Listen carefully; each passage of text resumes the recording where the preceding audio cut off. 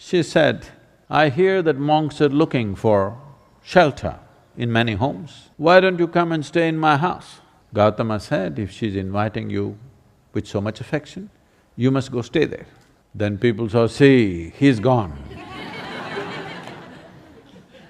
Gautama, the Buddha, with a large group of his disciples who was continuously traveling, made a rule that during the monsoon season, those 2.5 months, you can stay in the same place. The rule for the sannyasis or the monks who were with him is you should never stay in any place for more than 2 days. Normally, the monks were sheltered in many homes, so this rule he passed, more than 2 nights you don't stay in one house because it will be too much of a burden for the host. They are housing 10 people, you don't stay there for a month. 2 days, it should have been 1 day. 2, because you have walked a long distance and come, bit of recovery time.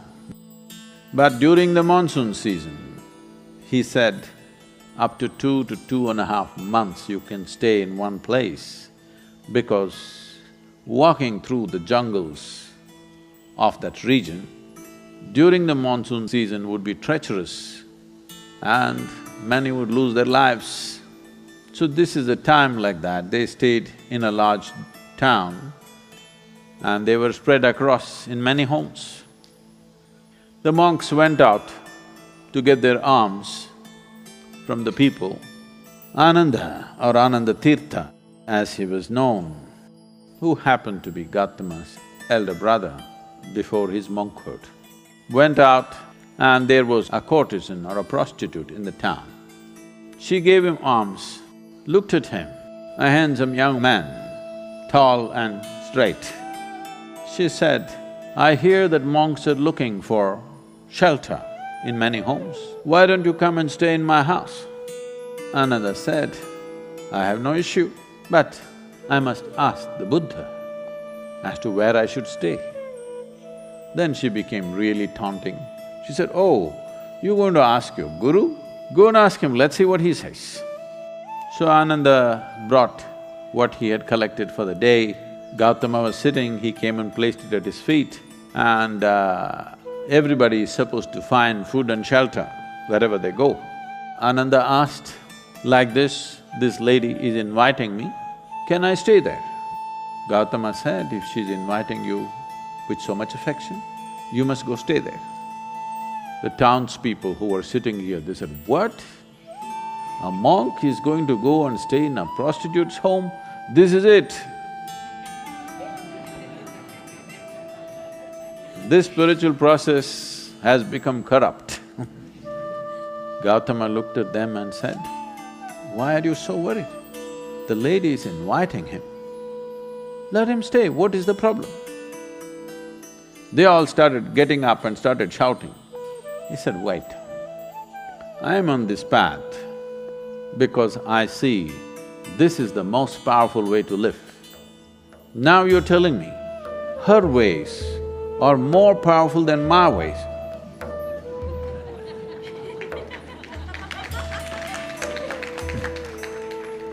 If that is the truth, I will also go and join her. I'm here because I see this is the most precious and powerful way to exist. If you think her ways are better than mine, I should also go and join. Because if you're a true seeker, that's how it should be. If you found something much higher, you go for that." Then people shouted and many of them of course leave. Then Ananda went and stayed with her. Monsoon time, because of rains it gets cold, monk is wearing a thin habit. So she gave him a nice silk wrap. He covered himself. Then people saw, "See, he's gone." She made nice cooking and gave it to him, he ate. Then in the evening she danced for him. He sat, watching very carefully, with utmost attention. Then when they heard the music, this is it, finished. things went on. When the time was up, when the rain stopped, when it's time to move, Ananda came to Gautama along with a female monk.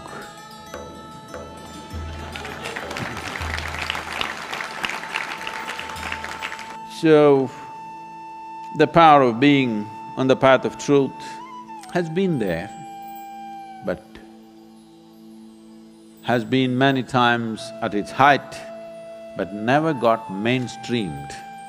I see that today, because of our ability to communicate, because of the tools of technology, the natural longing, the innate longing in a human being to find truth.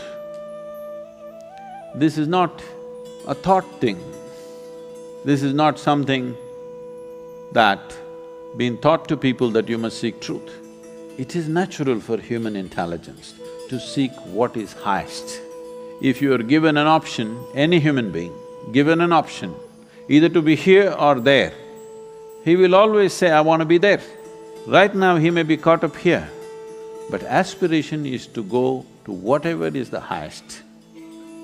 It is just that we have to show him that there are better highs than getting drunk, there are better highs than drugs, there are better highs than being caught up in social drama, there are better highs than being better than someone else.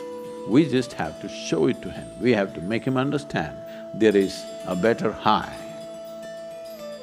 Forever, many sages, saints, yogis, gurus have been doing this, but as I said, they were gentle people. They didn't have a voice like me.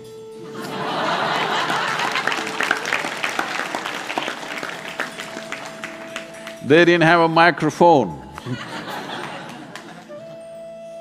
They didn't have tools with which they could speak to somebody there. They could only speak to people here. In spite of that, they did tremendous things. For their times, many of them did tremendous things out of sheer grace and energy. Millions of people around them, they transformed. Millions of people around them, they put them on the path of truth, on the power of truth. But a time has come where our ability to communicate is such, we can make truth slip through every door. We can make truth knock on everybody's minds and hearts. Never before this was possible. Technology has rendered us to this place. I feel this is the best age ever to make truth mainstream, to be truthful, to aspire for truth, to seek truth, the main force on the planet, because we have tools that nobody ever had.